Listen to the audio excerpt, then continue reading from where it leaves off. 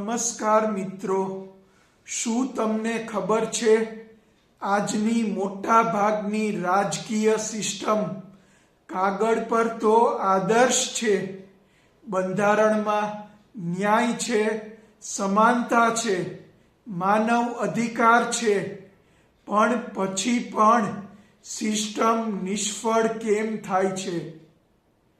કારણ ખૂબ સાદું છે. લખાયેલા નૈતિક મૂલ્યો અમલમાં આવતા નથી.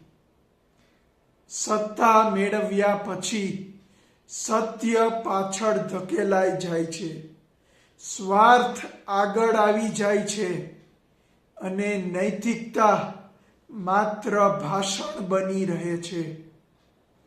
તો પછી આનો ઉકેલ શું?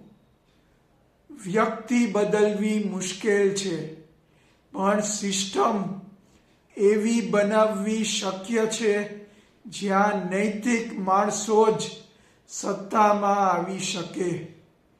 એ જ વિચાર છે ઓટો કોમ્યુનોક્રેસી, જ્યાં સત્તા માટે નહીં પણ સેવા માટે યોગ્ય વ્યક્તિને જ સત્તા મળે છે. ઓટો કોમ્યુનોક્રેસીની સિસ્ટમ વિશે વધારે જાણવા માટે મારી ચેનલને સબસ્ક્રાઇબ કરો. ધન્યવાદ.